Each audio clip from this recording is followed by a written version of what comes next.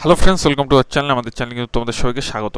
দেখো, আজকে কিন্তু আমরা আলোচনা করব কোচবিহার লোকসভা থেকে, এবং কোচবিহারে কার পাল্লা ভারী থাকবে, উদয়ন গুহ নাকি নীতিশ প্রামাণিক। তো অবশ্যই কিন্তু সেটা জেনে নেব, এবং আমরা দেখব যে এখানে কার পাল্লা ভারী হতে পারে এবং এখানে কে মোটামুটি এগিয়ে থাকতে পারে। তার সঙ্গে আমরা দেখব 2014 সালে কীরকম ট্রেন্ড ছিল ভোটের, 2019 সালে কীরকম ট্রেন্ড ছিল ভোটের, এখানে কে কীরকম ভোটে জিতেছে, কার ভোট বেড়েছে, কার ভোট কমেছে এবং কে ভোট নিজে ধরে রেখেছে, সেই সম্পর্ক কিন্তু আমরা আজকে পুরোটা আলোচনা করব। চ্যানেলে নতুন হলে একটাই কথা বলবো, চ্যানেলটি সাবস্ক্রাইব করে পাশে থাকা বেল আইকনটি কিন্তু ক্লিক করে নেবেন এবং অবশ্যই কিন্তু চ্যানেলের সঙ্গে থাকবেন। তো চলুন আমরা কিন্তু আলোচনা শুরু করি। দেখুন, আর অবশ্যই কিন্তু চ্যানেলে নতুন হলে চ্যানেলটি কিন্তু অবশ্যই সাবস্ক্রাইব করে দেবেন। দেখুন, কোচবিহারে 2014 সালে যেটি হয়েছে সেবার কিন্তু ভোটার সংখ্যা ছিল 16 লাখ, এবং পুরুষ ভোটারের সংখ্যা ছিল 8,48,000 এবং মহিলা ভোটারের সংখ্যা ছিল 7,64,000। টোটাল ভোট পড়েছিল 13,32,000 এবং ভ্যালিড ভোট ছিল কিন্তু 13,21,000। ঠিক আছে, এবং যেই মার্জিনে কিন্তু তৃণমূল জিতেছিল সেটি কিন্তু 87,160টি ভোট ছিল।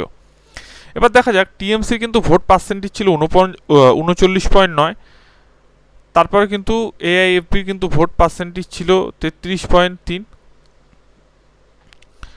মানে অল ইন্ডিয়া ফরওয়ার্ড ব্লক। তারপর দেখুন, বিজেপি ছিল কিন্তু 16.5 এবং আইএনসি ছিল কিন্তু 5.6 এবং বিএসপি কিন্তু 1.2 কিন্তু পার্সেন্টেজ ছিল। এবার দেখা যাক ভোট রেজাল্ট কী হয়েছিল। দেখুন, এখানে কিন্তু রেণুকা সিনহা ভোট দাঁড়িয়েছিল। ভোটে দাঁড়ানোর পর কিন্তু এখানে দেখতে পাচ্ছেন যে 5,26,499টি ভোট কিন্তু পেয়েছিল, এবং দীপক কুমার রয় কিন্তু সেকেন্ড বা দ্বিতীয় পজিশনে এসেছিল। সে কিন্তু অল ইন্ডিয়া ফরওয়ার্ড ব্লক থেকে দাঁড়িয়েছিল এবং সে কিন্তু রানার্স হয়েছিল। সে কিন্তু ভোট পেয়েছিল 4,39,392টি ভোট, যা কিনা ভোট পার্সেন্টেজের 33%, এবং তৃণমূল কিন্তু যে ভোটটি পেয়েছে সেটি কিন্তু 39.5%। হেমচন্দ্র বর্মন কিন্তু বিজেপি থেকে দাঁড়িয়েছিল, যার ভোট সংখ্যা ছিল 2,17,000, ভোট পার্সেন্টেজ ছিল কিন্তু 16.3। এবং কংগ্রেসের যে প্রার্থী ছিল কেশবচন্দ্র রায়, সে কিন্তু ভোট পেয়েছিল 74,540টি এবং 5.6 কিন্তু এটি কিন্তু ইন্ডিয়ান ন্যাশনাল কংগ্রেস থেকে দাঁড়িয়েছিল। এখন দেখুন, আমরা কিন্তু মোটামুটি এখান থেকে একটা আইডিয়া করতে পারলাম যে কীরকম কী ভোট হয়েছিল 2014 সালে এবং কতটা কি টিএমসি বা সিপিএম মানে ফরওয়ার্ড ব্লক বলুন যেগুলো ছিল তারা কীরকম ভোটে মোটামুটি এগিয়ে ছিল। এখন দেখা যাক যে আমরা নেক্সট যে 2019-এর আমরা ফলাফলটা দেখব, সেখানে কে এগিয়েছিল। দেখুন, 2019 সালে একটা জিনিস দেখবেন, 2019 সালে কিন্তু 42টার মধ্যে 22টা পেয়েছে কিন্তু তৃণমূল কংগ্রেস, 18টি পেয়েছে বিজেপি এবং কংগ্রেস পেয়েছিল কিন্তু 2টি। তারপর দেখুন, আরেকটি এখানে পরিসংখ্যান দিচ্ছি। বিজেপি কিন্তু 2019 সালে 48.8% পেয়েছে, তৃণমূল কংগ্রেস কিন্তু 44.9% করেছে এবং এফবিএল কিন্তু 3.1% করেছে।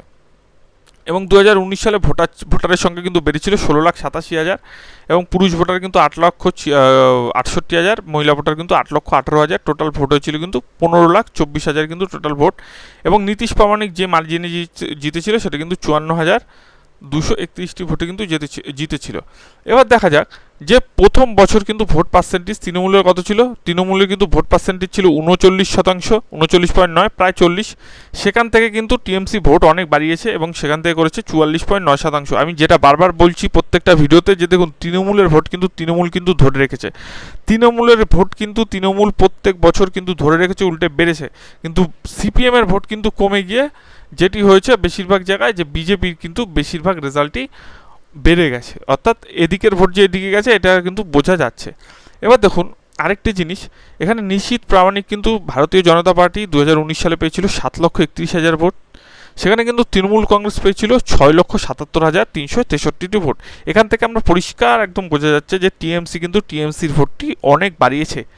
কিন্তু এখানে যেটা পরিসংখ্যানটা লক্ষ্য করা যায়, পরিসংখ্যানটা দেখুন একবার, ফরওয়ার্ড ব্লকের অবস্থা দেখুন। এখানে ফরওয়ার্ড ব্লকের যে অবস্থাটা হয়েছে সেটা কিন্তু 46,840টি ভোট কিন্তু চলে এসছে। তাহলে ফরওয়ার্ড ব্লকে 2014 সালে কত ভোট ছিল, এখানে 2019 সালে 46,000 ভোট পেয়েছে ফরওয়ার্ড ব্লক, আর 2014 সালে কিন্তু ফরওয়ার্ড ব্লক পেয়েছিল 4,39,392টি ভোট। সেখান থেকে মাত্র 46,000 মতো মানে একদম কম ভোট পেয়েছে। যেখানে ছিল 4,39,000 ভোট, সেখানে কিন্তু পেয়েছে কিন্তু কত হাজার ভোট, সেখানে কিন্তু 46,000 ভোট পেয়েছে। তাহলে এবার আপনারা বলুন যে এই ভোটগুলো কোথায় গেল। তাহলে এখান থেকে বোঝাই যাচ্ছে টিএমসি যখন টিএমসির ভোট বাড়িয়েছে তাহলে কিন্তু এই ভোটগুলো গেছে সব এখানে, অর্থাৎ বিজেপিতে গেছে। তাহলে আমরা বলতেই পারছি যে ফরওয়ার্ড ব্লকের যে ভোটগুলো মোটামুটি পার্সেন্টেজটা ছিল সেই পার্সেন্টেজ কেটে অনেক পার্সেন্টেজ চলে গেছে ভারতীয় জনতা পার্টির কাছে। তো এটাই কিন্তু এই পরিসংখ্যান থেকে বোঝা যাচ্ছে। এবং কংগ্রেসের ভোটও কিন্তু অনেক কমেছে, এখান থেকে দেখতে পাচ্ছেন কংগ্রেসের ভোট কিন্তু 28,215, কিন্তু টিএমসির ভোট ধরে রেখেও কিন্তু সেকেন্ড পজিশনে চলে আসলো। কেন চলে আসলো? তার কারণ ভোট কিন্তু ভাগাভাগি হয়েছে এবং লোকও অবশ্যই বেড়েছে, কিন্তু ভোট ভাগাভাগি হয়েছে। কিন্তু একটা কথা ঠিক, টিএমসির ভোট ধরে রেখেছে, আবার নিশীথ প্রামাণিক মানে হচ্ছে বিজেপির ক্যান্ডিডেট সে কিন্তু ভোট বাড়িয়ে কিন্তু সে কিন্তু এখান থেকে জিতে গেছে। এটা তো 2019-এর রেজাল্ট। এবার 2024-এর কী রেজাল্ট হতে পারে? তো দেখুন 2024-এর যেই রেজাল্টটি হওয়ার মানে জানা যাচ্ছে বা সম্ভাব্য যে এগিয়ে থাকতে পারে সে সম্পর্কে তো বলবো। তারা কিন্তু অবশ্যই চ্যানেলটি নতুন হলে সাবস্ক্রাইব করে দেবেন। কিন্তু সেটা বলার আগে আমি একটু আপনাদের কিছু কথা বলে নিই যে ভোট কিন্তু অনেকগুলো বিষয় নিয়ে হয়। যেমন ভোট কেমন বিষয় নিয়ে হয় দেখুন, বিধানসভা যখন হয় মুখ্যমন্ত্রী কে হবে তার মুখ দেখে হয়, আর লোকসভা কিন্তু হয় কে প্রধানমন্ত্রী হবে তার মুখ দেখে হয়। এটা কিন্তু একটা সবথেকে বড় কথা।